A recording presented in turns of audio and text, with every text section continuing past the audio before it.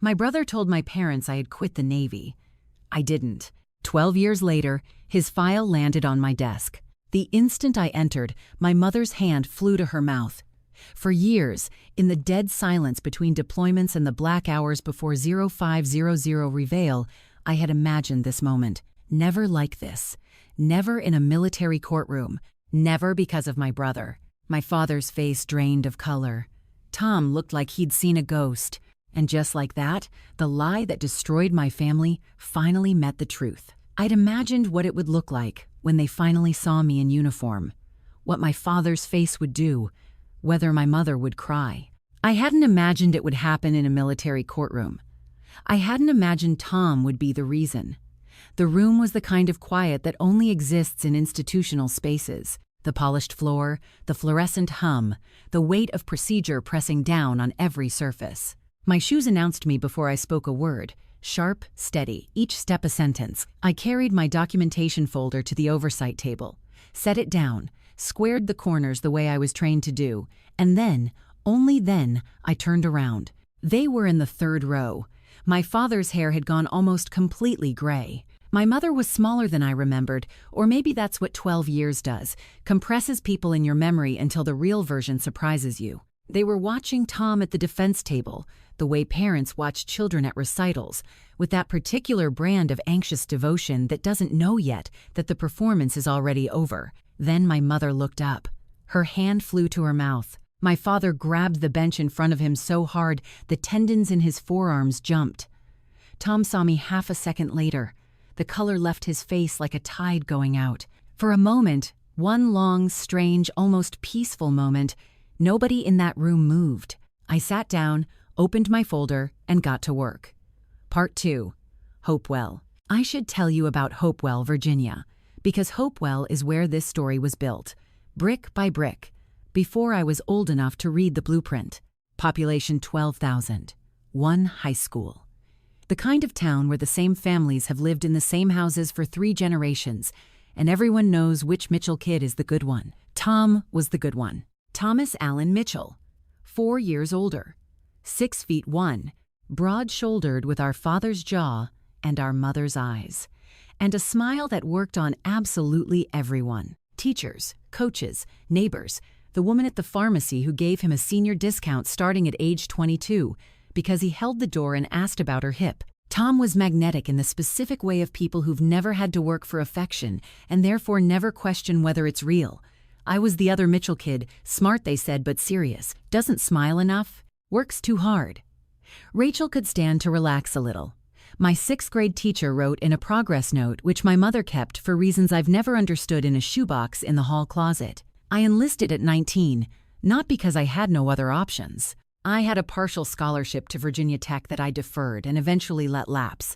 I enlisted because I wanted to, because structure made sense to me in a way that Hopewell never had, because I'd watched my father spend 30 years working for a company that laid him off 6 weeks before his pension vested, and I decided very quietly that I would build something nobody could take from me. I told my parents on a Sunday in March at the kitchen table with the windows open and the smell of my mother's pot roast coming from the stove. My father nodded slowly and said he was proud. My mother cried, "But the good kind." Tom wasn't there that weekend. Tom was rarely there that weekend. He'd been going through what my mother called a rough patch, which I understood to mean drinking too much and working too little, and somehow still being forgiven for both. 3 weeks later, I was in Great Lakes for boot camp. I wrote home every week. My mother wrote back faithfully, long letters on the yellow legal pad she kept by the phone. My father sent cards with single sentences inside, working hard, good. That was my father's entire emotional vocabulary, and I loved him for the precision of it. I'd been stationed at Naval Station Norfolk for 8 months. 8 good months, hard months, the kind that builds something in you. When I came home for Christmas and Tom was waiting. Part 3. The lie. I didn't know it was happening in real time. That's the part I've turned over 1,000 times. The lie was already in motion before I pulled into the driveway. Later, much later, I'd piece it together from context and inference because Tom never explained himself completely. Not even in the hallway outside the courtroom with our parents standing 3 feet away and nowhere left to hide. But here's what I believe happened. Tom had spent 8 months watching our parents talk about me. Every letter, every phone call, every dinner where my mother read aloud something I'd written. He'd watched their faces do the thing faces do when they're genuinely proud, and something in him, that particular rot that lives in people who've never had to earn love, had decided he couldn't stand it. So he told them I'd washed out. Not dramatically. Tom was never dramatic. He was worse than dramatic. He was plausible. He told them quietly, over dinner, that he'd spoken to someone at the base, that the Navy wasn't a good fit for me, that I'd requested a discharge and was too embarrassed to say so myself. He told them I was probably going to call soon to explain, and that they should be gentle with me because I was struggling. He told them not to push. So when I called 3 weeks later, my mother was gentle. Carefully, painfully gentle. The way you are with someone you believe is fragile. She asked how I was doing in a voice that meant we know. I didn't understand the subtext. I thought she was just tired. I came home for Christmas, and my father met me at the door with an expression I'd never seen on him before. Not angry, worse. Disappointed in the particular way that means I expected more, and now I'm grieving it. "We raised you better than to lie," he said. I didn't know what he meant. I said so. He said Tom had told them everything. I said Tom didn't know anything, but Tom was standing behind him in the hallway, and Tom shook his head slowly, with a look of practiced sorrow. And my father closed the door, just like that.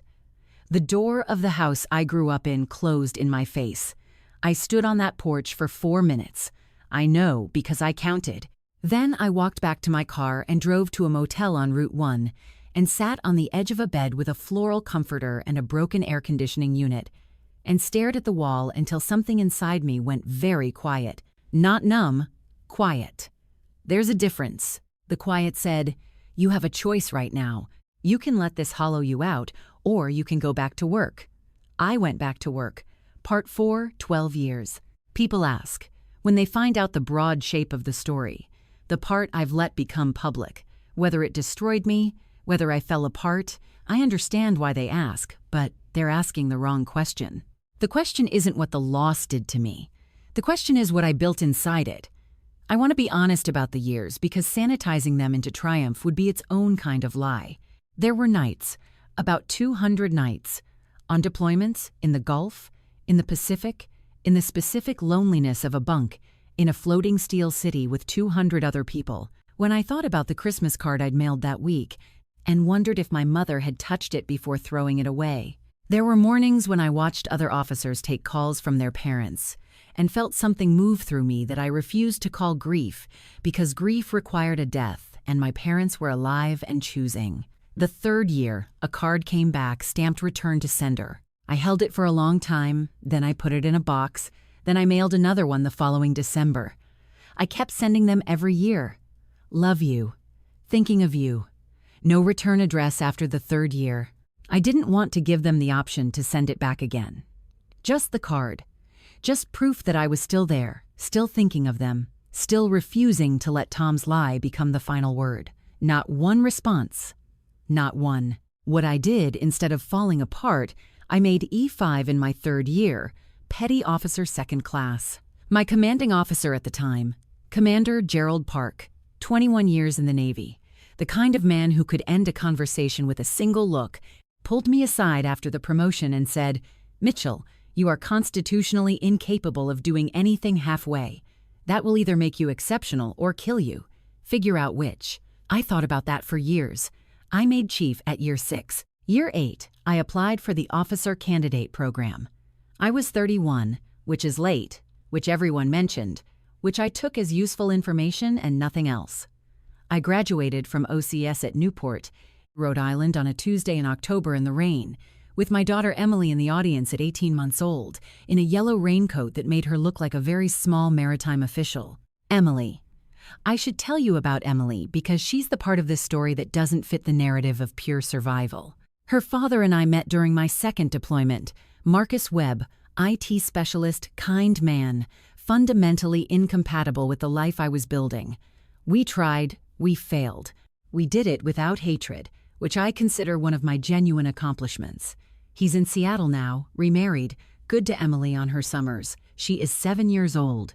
fearless, and has never once in her life seen me cry. She was 5 when I made lieutenant commander.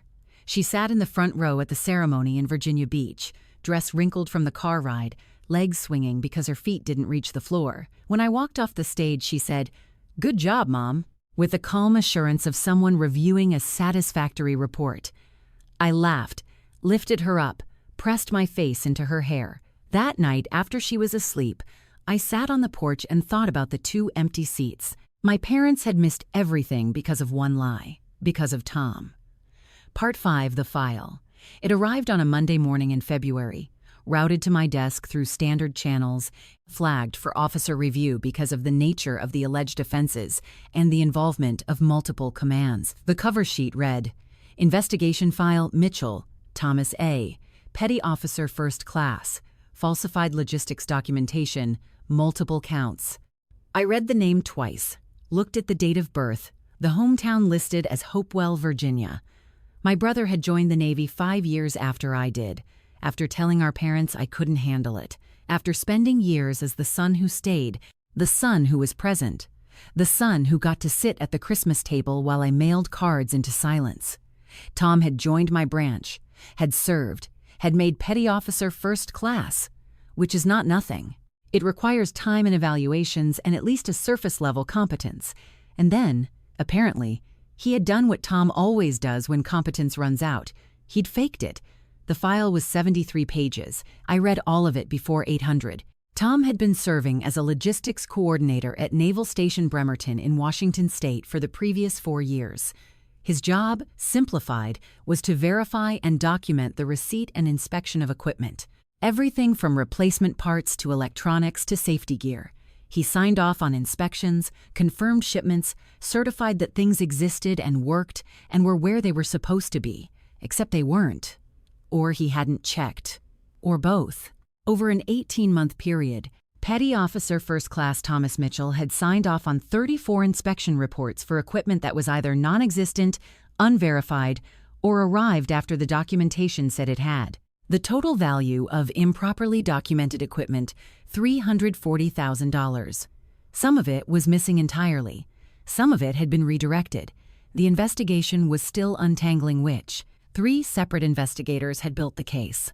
The lead was Special Agent Donna Carver, NCIS, Naval Criminal Investigative Service. 14 years on the job. The kind of investigator who documents everything in triplicate and whose reports read like architectural blueprints, precise and load-bearing. She'd been building this case for 8 months. My commanding officer, Captain James Okafor, 27 years of service, former JAG officer, a man who chose his words the way a surgeon chooses instruments, called me in at 8:30. "You've seen the Mitchell file?" he said. "Yes, sir." "You two related?" "Yes, sir." "He's my brother." He studied my face for a long moment, not unkindly. "We can assign someone else to the oversight panel." Part of me, the part that still has a porch and a box of returned Christmas cards, wanted to say yes. Walk away. Let someone else sit across from Tom in that room. Let someone else watch our parents' faces when the evidence was read aloud. But I didn't make lieutenant commander by walking away from things because they were hard. "I can handle it, sir." He held my eyes for another 3 seconds. Then he nodded. "Your parents will likely be present," he said. "Bremerton contacted next of kin." "Understood, sir." I walked back to my office, sat down, put both hands flat on the desk for a moment, feeling the solid surface of it. Then I opened the file to page 1 and started taking notes. Part 6. What I found on page 61. I need to stop here, because what I found on page 61 of Tom's service record is the part of this story I haven't told publicly. The part that changes the shape of everything. I almost missed it. It was buried in the administrative section. The kind of bureaucratic appendix that most people skim. Personnel history, duty assignments, commendations, and correspondence. Tom had submitted a formal letter to the Navy Personnel Command in 2014, 7 years ago. The letter was a request, formally worded, citing regulations I recognized, to have family notification records updated for Thomas Mitchell. P.O. 1. The update he'd requested that in the event of disciplinary action, injury, or death, next of kin notification should include his parents, Robert and Carol Mitchell of Hopewell, Virginia. Standard routine. Except attached to the request as supporting documentation of family relationships was a letter, a personal letter, written by Tom to our parents. I don't have permission to reproduce it in full, and I'm not sure I could get through it if I tried. But the relevant section, the section that made me sit back in my chair and put my hand over my mouth and stare at the wall for 6 full minutes, read approximately as follows. I want you to know that Rachel is still serving. She never quit. I told you she did because I was young and stupid and jealous, and I've regretted it every year since. I'm writing this down because I'm too much of a coward to say it out loud, but I want it documented somewhere in case anything ever happens to me. She didn't deserve what I did. She deserved better parents than I let her have. The letter was dated 2014, 7 years ago. Our parents had received it. The personnel records showed delivery confirmation in March of 2014. They had not contacted me, not in 2014, not in 2015, not in any of the subsequent 7 years, during which I continued mailing Christmas cards into the void, and they continued not responding. They had known the truth for 7 years and said nothing. Part 7, the night before. I didn't sleep the night before the hearing. This isn't a complaint. I've done more with less sleep than most people think is survivable, but I want to be precise about the texture of that night because it matters. Emily was with Marcus that week. My apartment in Virginia Beach was very quiet. I sat at my kitchen table with Tom's file and a yellow legal pad, the same brand my mother used to write her letters, and I organized my documentation for the oversight panel. I'd been assigned to the 3-person panel reviewing the evidentiary record. I wasn't the decision maker. I wasn't Tom's judge. My role was procedural: verify the chain of evidence, flag inconsistencies, confirm that Special Agent Carver's documentation met the standards required for formal charges to proceed. I did that work between 2100 and 1:30. Then I went through it again. At 2:00, I made tea, stood at the kitchen window looking at the parking lot, the orange sodium lights, a cat crossing the asphalt with the particular confidence of an animal that doesn't know what a hearing is. I thought about the letter. Tom had written it, had documented his guilt in official military correspondence 7 years ago, had sent it to our parents with delivery confirmation, and our parents, my father, who said we raised you better than to lie, my father, whose handwriting I still recognized in my sleep, had received it, read it, and decided that 7 more years of silence was easier than a phone call. I want to be fair. I've worked hard at fairness because bitterness is weight you carry alone, and I've had enough of that. So here is my attempt at fairness. I don't know what they told themselves. I don't know if they were ashamed or afraid or so calcified in the version of the story Tom had given them that the truth felt like too much to absorb. I don't know if my mother took the letter out and reread it some nights. I don't know if my father ever drove past a Navy recruitment office and thought about the daughter he'd closed a door on. I don't know. What I know is that I buttoned my dress whites the next morning and looked in the mirror, and every ribbon on my chest was a year they'd missed. Emily wandered in at 06:15, rubbing her eyes. She'd been dropped off late the night before, Marcus running behind schedule. "You look important, Mom. Just doing my job, kiddo." She studied me for a moment with the focused seriousness to everything. "Will you be home for dinner?" "Yes," I said. "I'll be home for dinner." She nodded, satisfied, and went to find the cereal.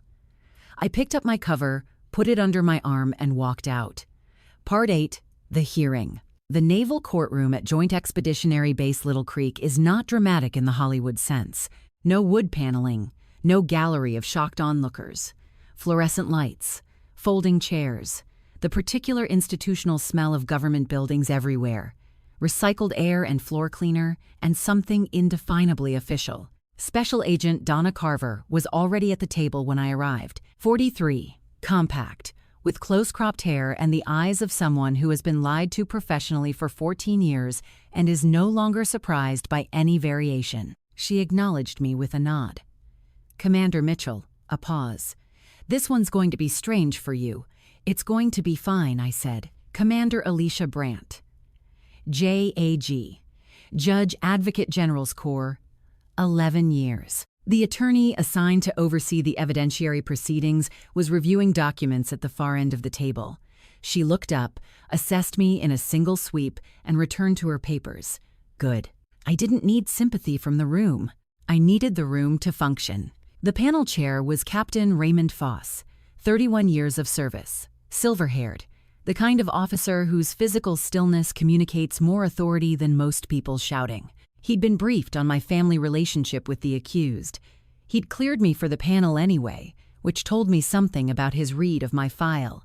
Tom came in at 08:55 with his J.A.G.-appointed defense counsel, Lieutenant Weaver. Young, earnest, carrying a briefcase with the over-prepared energy of someone who knows the evidence is bad and is hoping for procedural salvation.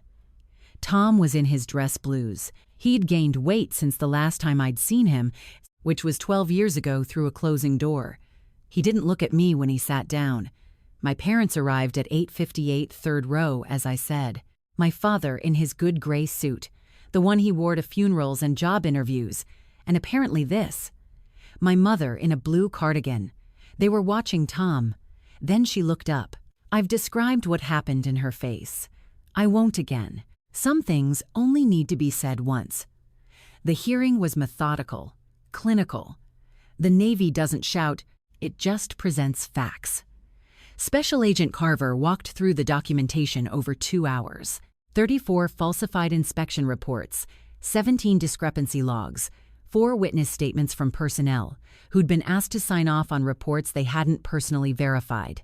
Equipment valued at $340,000, of which $180,000 was still unaccounted for. Not missing exactly, but moved, redirected, documented in ways that didn't survive scrutiny. Petty Officer Mitchell signed the documentation, the first witness said. Petty Officer Mitchell's authorization code appears on all 34 reports, said the second. I told him the equipment hadn't been received yet, said the third. He said to log it anyway. He said it was a timing thing. Every few minutes I felt my parents' eyes on me, on the uniform, on the insignia at my collar, on the woman who was supposed to have quit, sitting at the front of a Navy courtroom with a lieutenant commander's oak leaves on her shoulder boards and 12 years of documented service under her name. During the recess, I walked to the water fountain in the hallway. I was aware, without looking, of my mother following me. Rachel. I turned. She looked like she was trying to find a starting point and couldn't locate one. Her eyes went from my face to my collar to my face again. You're still in the Navy, she said. Yes, ma'am. I kept my voice even. I've had 12 years of practice keeping my voice even. My father had come up behind her. He was looking at my collar insignia with the focused attention of a man reading a document he doesn't fully understand. What rank is that? Lieutenant Commander, 04. I let that settle. I've held it for 3 years. Before that, 12 years of service your son told you didn't exist. My father looked at the floor of a Navy installation, the floor his daughter had been walking on in various forms for 15 years. Tom came out of the courtroom door. The 4 of us stood in the hallway. Nobody moved for a moment. It was the first time we'd been in the same physical space in 12 years, and it had the strangeness of a dream where the geography is wrong. Familiar people in an impossible setting. My father turned to Tom. When he spoke, his voice was low, the voice he used when he was past anger and into something colder. Why? Not a question, a demand for an accounting. Tom rubbed the back of his neck, the same gesture he'd made since childhood when caught in something, the same tell I'd watched him use on teachers and coaches and our parents 100 times. Some things don't get trained out of you. Because she was doing better than me, he said quietly, almost to himself, and I couldn't stand it. The hallway held that sentence for a long moment. I didn't think it would go this far, he added. Which part? I asked.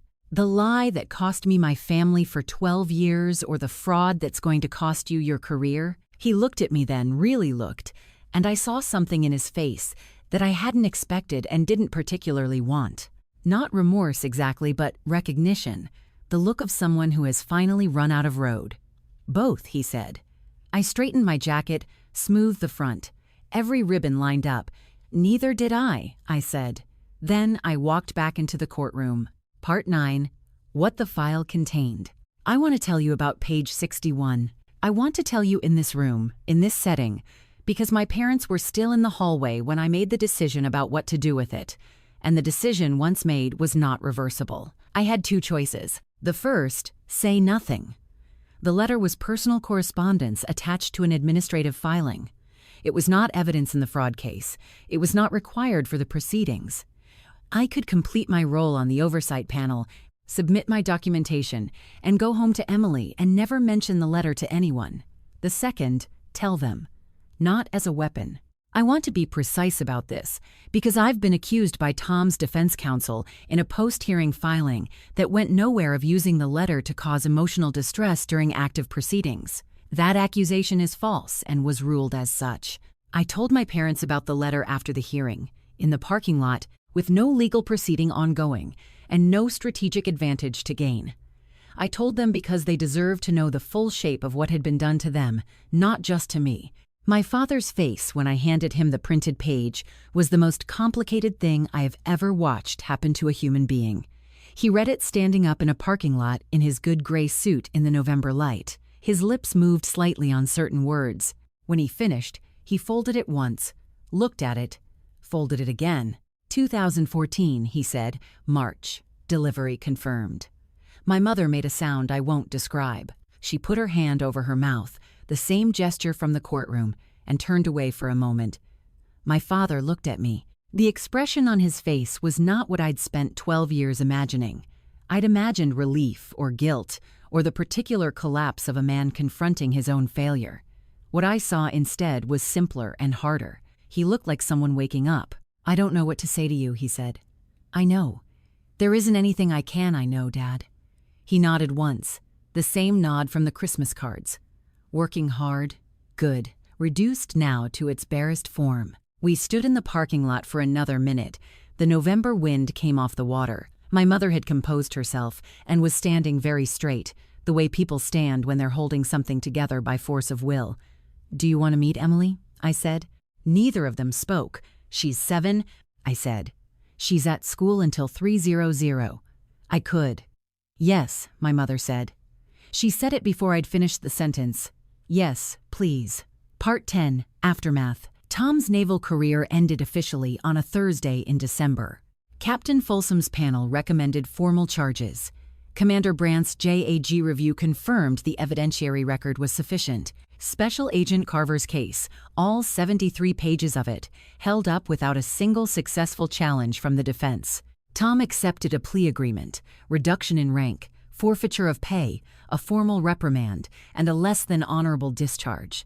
The missing $180,000 in equipment was eventually traced to a redirected that had been logged under a different unit's inventory. Tom hadn't pocketed it exactly. He just moved things around to cover gaps, and the gaps had grown, and the cover had become its own crime. He didn't go to prison. I want to be honest about that, because I know it's what some people need from a story like this. He didn't. He received a federal reprimand and a financial penalty, and he lost the career and the rank and the pension he'd been 4 years from vesting. He moved back to Hopewell, which struck me as either brave or oblivious, and I've decided I don't need to know which. My parents came to Virginia Beach in January. My mother brought pot roast in a Dutch oven wrapped in towels in a canvas bag, which is how my mother has transported pot roast for as long as I can remember. And the smell of it in my apartment did something to me that the entire previous day in a courtroom had not. Emily interrogated them for 45 minutes about their house, their car, whether they'd ever seen a real Navy ship, and what my father's favorite dinosaur was. He said Brontosaurus, which Emily informed him was now called Brachiosaurus, and he took the correction with good grace. My mother sat at my kitchen table and looked at the yellow legal pad I'd left there and said, I used to use those for letters. I know, I said. She looked at me. I kept them, I said, all of them. Every one you sent before it stopped. She was quiet for a long moment. I kept yours too, she said, even after. I kept them in the shoebox. I thought about the return to sender card, the one I'd kept in a box of my own. Why didn't you? I started. Because I didn't know how, she said. Because by the time I understood what your father and I had done, it had been so long that I didn't know how to start. She looked at her hands. That's not an excuse. I know it isn't. I just want you to know it wasn't nothing. It was never nothing. I sat down across from her. In the living room, Emily was explaining the entire hierarchical structure of the United States Navy to my father, with the aid of a diagram she'd drawn herself, and he was listening with complete attention. I don't have a clean ending to offer you, not the kind where everything is resolved and healed and the credits roll. That's not how 12 years works. That's not how any of this works. What I have is a January afternoon, my mother at my kitchen table, a daughter's voice in the next room, my father's quiet attention bent toward a 7-year-old with a hand-drawn diagram, and on my wrist, the watch I bought myself when I made Lieutenant Commander, a Seiko. Nothing flashy, the kind built for people who need it to work rather than need it to be seen. It keeps perfect time. It always has. Tom knows what I found on page 61. He knows I gave it to our parents. He hasn't reached out. I don't expect him to. But here's what he doesn't know, what I haven't said publicly until now. There was a second letter in that file, written in 2019. Same format, same delivery confirmation. In it, Tom had written down the name of the unit I was serving with, my current rank, and my deployment schedule. Enough that our parents could have found me on any day of the last 7 years if they'd chosen to look. He'd been feeding them a trail of breadcrumbs for years, without the courage to hand them a map. I don't know what to do with that. I'm not sure I need to do anything with it. The Navy teaches you something that took me a long time to fully understand. You don't control the conditions. You control your response to them. Tom couldn't stand that I was doing better than him. He spent 15 years trying to make me smaller. Instead, me a courtroom, and I walked into it in dress whites. Emily asked me last week what the hearing was about. I told her it was about someone who told a lie for so long he forgot it was a lie. She thought about that for a minute. "Did you fix it?" she asked. "Some of it," I said. She nodded. "That counts," she said. "It does." Thanks for watching, and remember, the craziest stories are still ahead. Subscribe so you don't miss the next one.